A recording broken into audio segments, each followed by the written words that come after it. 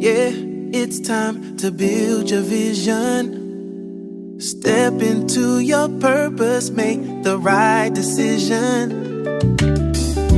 This is your kingdom, claim your ground. Let your faith be the only sound that you're hearing now.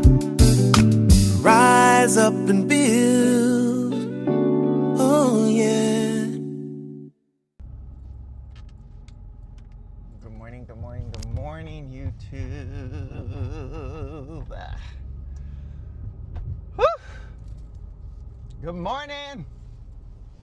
Listen, today is my Friday, and I'm really quite pooped. I'm quite pooped, y'all.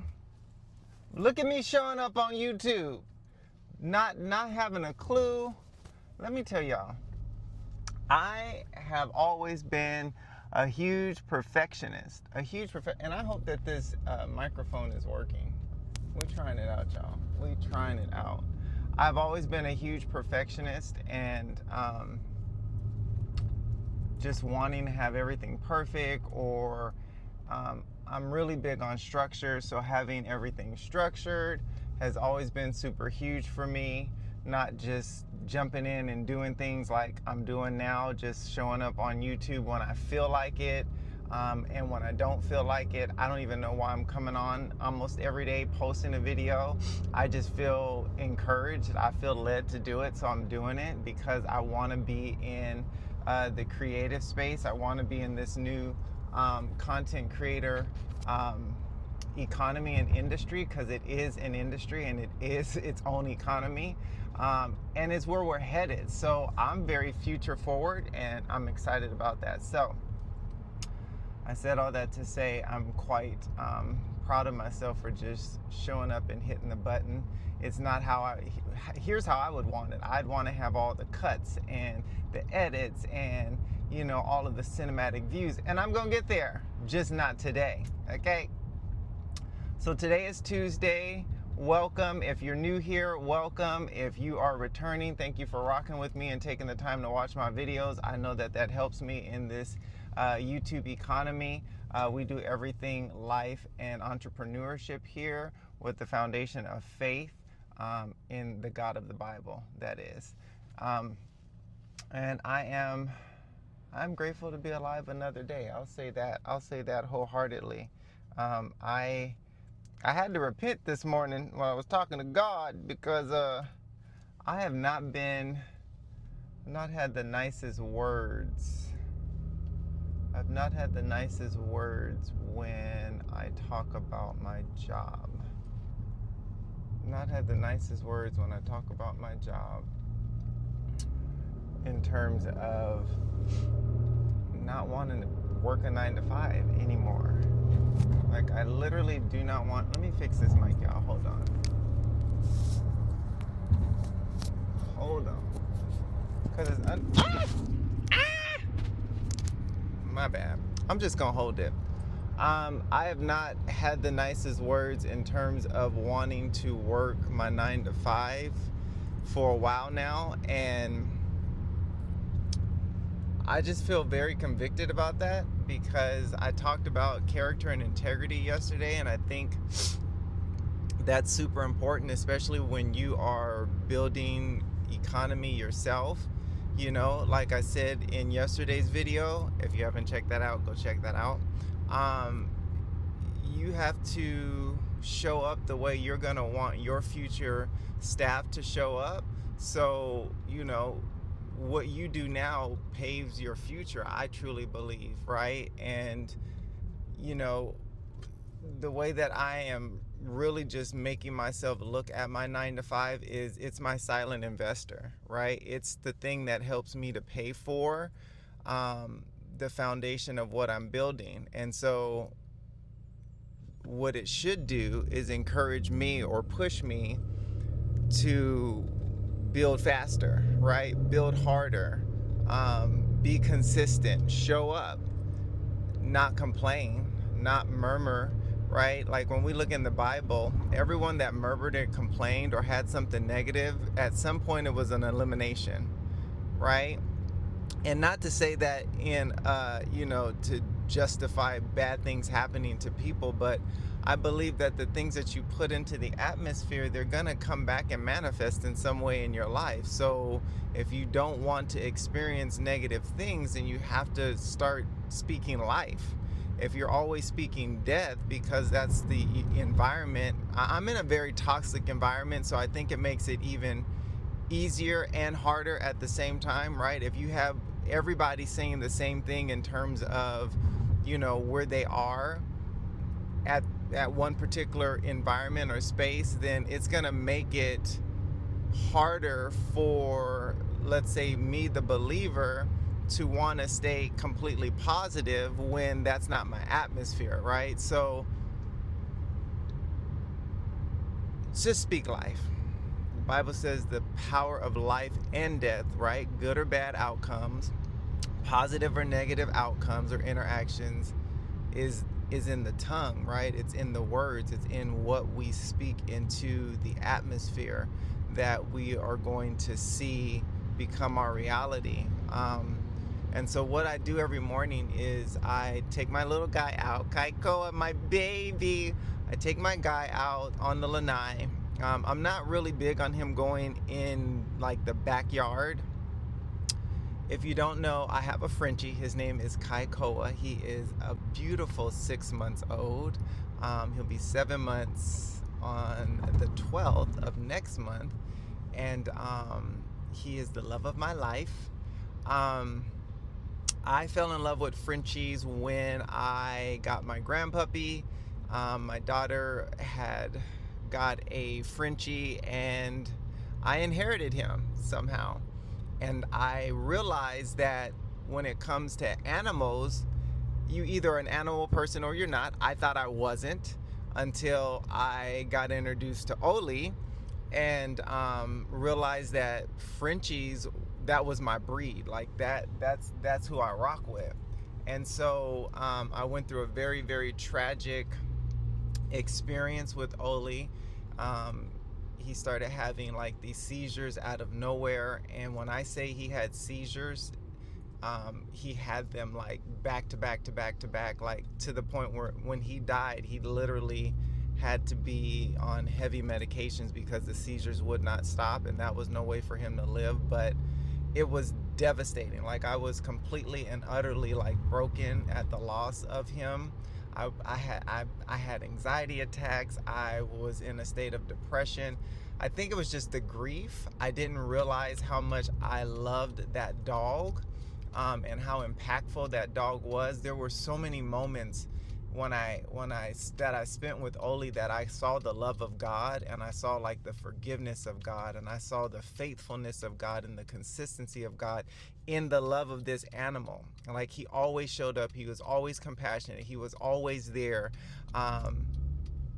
He had ways of communicating that kind of just blew my mind, because this is a dog, right? This isn't a human. But the love and the compassion and the authenticity of it was so pure that I was just, there were many moments where I said, God, teach me to love you like this. Like I love that dog emphatically. And I said, if I can love this dog like this, God, I want that same kind of love for you. I want that same kind of consistency of showing up like I do for him, for you. I want the same for you. And so I just felt like it was a huge love journey between him, me, and God. And so when he died, I was devastated. I had been through several vets in the course of like a week or two, spent, I can't even tell you the amount of money that was spent to try to save his life, because there were just emergency visit after emergency visit, medication. And here on the island, an emergency visit is $2,000. You do the math if you're going back to back to back, and they don't care if you were just there an hour ago. It's $2,000. You paid it because you're trying to save the thing you love's life, right? The animal you love's life. So I had to just I had to get through the grief process of losing him. And this was something bigger. It wasn't just losing him. I had lost my sister died tragically, my brother died tragically. So this was kind of a pattern of things that I love. I don't let people into my life easy. I don't let things into my life easy. So if you get in that space, that's a cherished space. Okay, not that I'm anything special. I am, but not that I'm anything special or being prideful when I say that. I'm just very protective of my space. And so I began to see, like, this is a pattern and something is off there, and something I'm still praying about. Needless to say, I got through the grief. That was a hard road, and then I got the love of my life, Mike Kaikoa. I prayed for him because he was super expensive, and I was like, God, I ain't got the money for the investment for this dog like this. This is an investment. This is a huge investment financially. This is a huge investment in time, and is a huge investment. Needless to say, I got Kaikoa. He's the love of my life. He has been taking me through some changes because Frenchies have very, very sensitive everything, from the way that they breathe to their digestive system to their spines. Like, everything has to be meticulously watched. They are extremely bougie, which is probably why I love them, because I'm bougie myself, but they are to the max bougie. Right? So they need attention all of the time. They are very compassionate, but they are very personable companions. They're huge in the area of companionship, so they're not a dog that you can just ignore or not spend time with or leave to the side. They want their time when they want their time, and when they don't, then they'll rest. But you have to be willing to drop what you're doing and attend to their needs as a human. They don't like to be rejected just as a human does. And so they're very time intensive.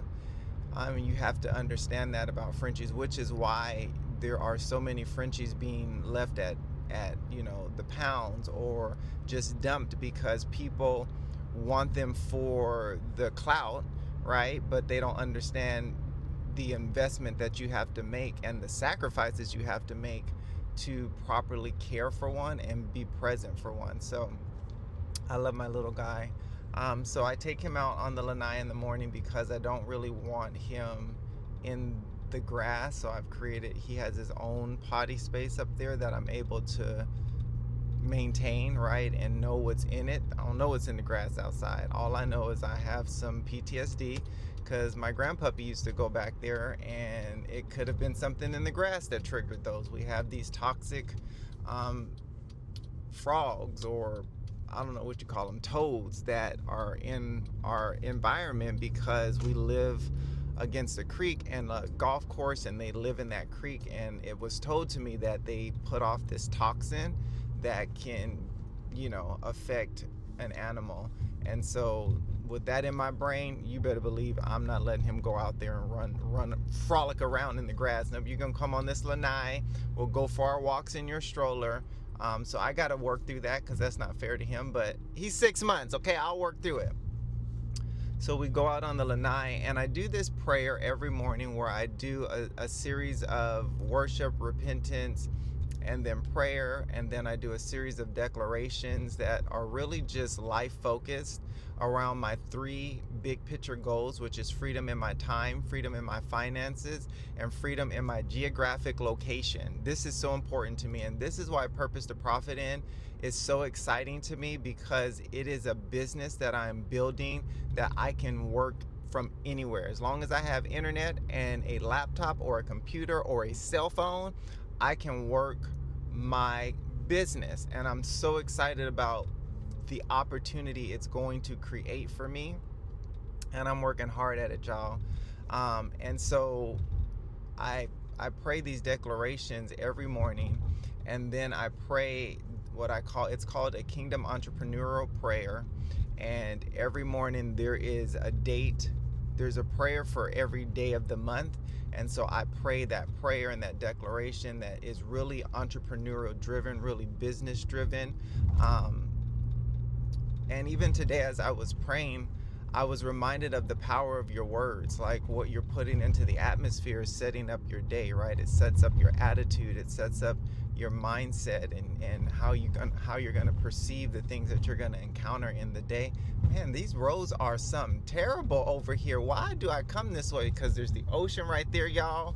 I'm driving against the ocean to work. This is one of the only reasons why I'll drive this horrible, wretched road, is because I get to see the whole ocean on my way to work. I would show y'all, but that's not safe. When I get my DJI and I can spin the camera and all that stuff, I'll show you guys my surroundings. But right now, we got the cell phone, okay? We're gonna make the investments into this industry, we are. But right now, we're gonna use what we use so we have no excuses.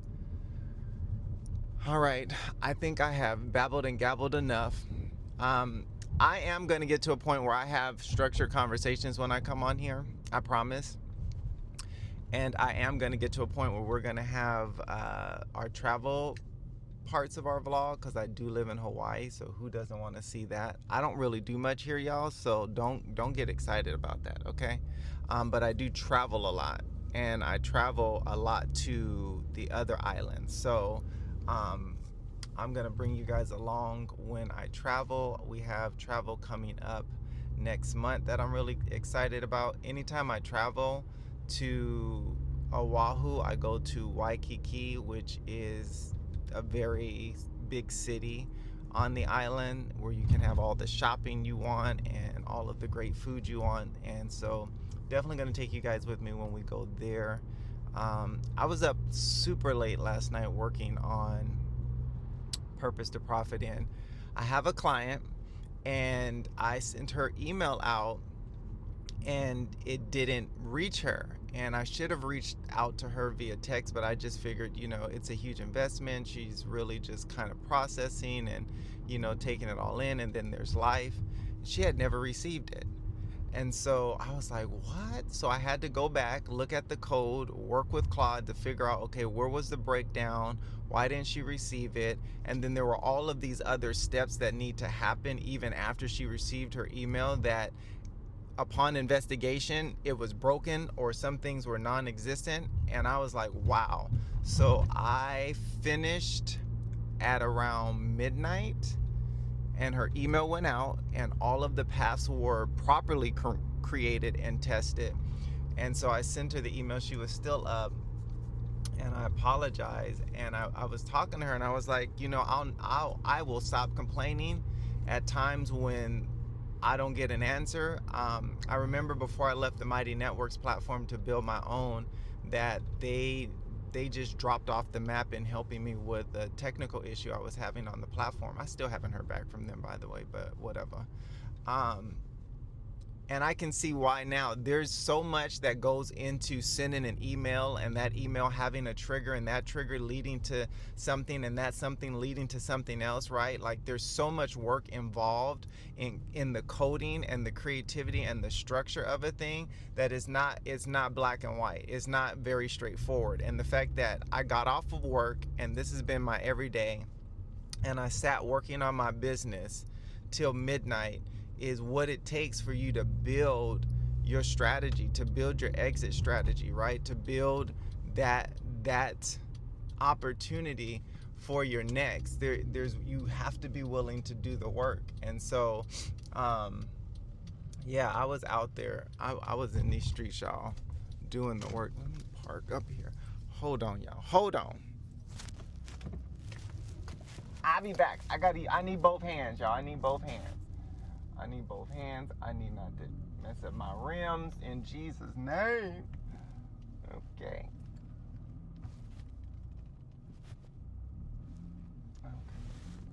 All right. I drive like an old lady, y'all. I do. All right, y'all. I am at the place of employment, and I'm trying not to say nothing bad about this situation. But I am at the point where I don't want to do it no more.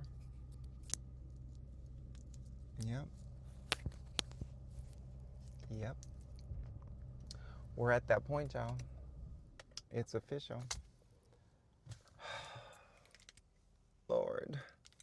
Help me, Father, to go in here and do this work. I used to love serving people.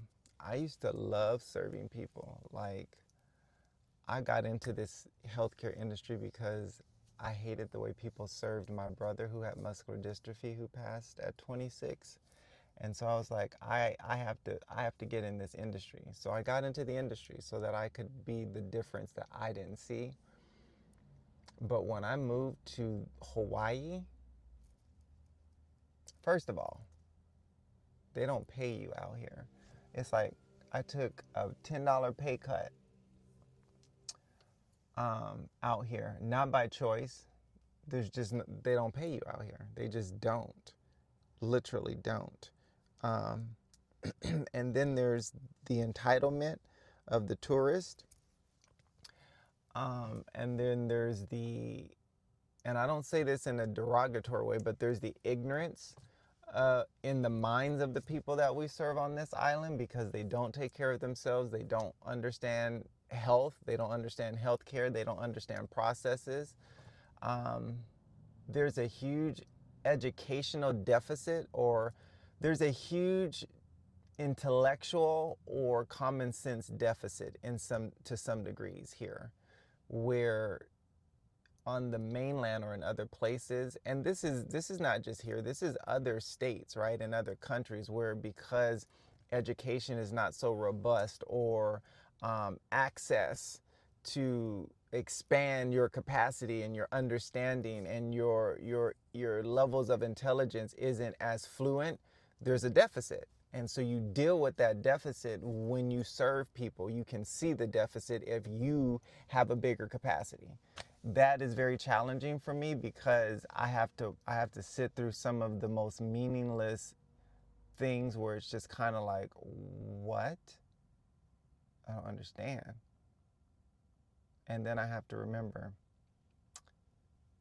you're blessed to think the way that you think and the level that you're able to think. That is a blessing. That is Matthew 25. He gave some amount of talents and abilities to some, and less to others, not because he's being mean, but because he knew what each individual, he being God, created that they could handle, period. And it shows up the way it shows up. So be grateful and allow that moment to be a teachable moment for you. So that's kind of what I try to revert back to when I'm struggling there. Y'all hear me talking in circles because I don't want to go into this place and I'm struggling with it. And on top of that, so I don't close the clinics anymore. That means I don't stay till like 7, 8 o'clock. And this morning I got a text from my coworker asking if I could close for her because she has something that just came up. And one of the things I truly dislike about the 9-to-5 industry is people are selfish. Not everybody will cover your shift. Not everybody will, come in for you unless they need something, right? But other than that, nah, they good. And so she's covered for me before, and she's closed for me before. And as much as I loathe having to be here any longer, and today I was out of here at 3:30, y'all. I was out of here at 3:30. I was out and free at 3:30 for my Friday. And now I gotta close. I told her I absolutely hate to close, and I hate to close, but I am not going to be that selfish person. So I'm going to do it for you because I want to live by what I say. I am not a selfish person. So I'm going to just close the shift. I'll be appreciative of it when I get my paycheck, but right now I'm not feeling it. So I pray that it goes well today. Okay? I pray it goes well today. So that's where I'm at. I love y'all. I really do. I'm excited for all that I'm building, and I'm excited for just building this channel out and just showing up.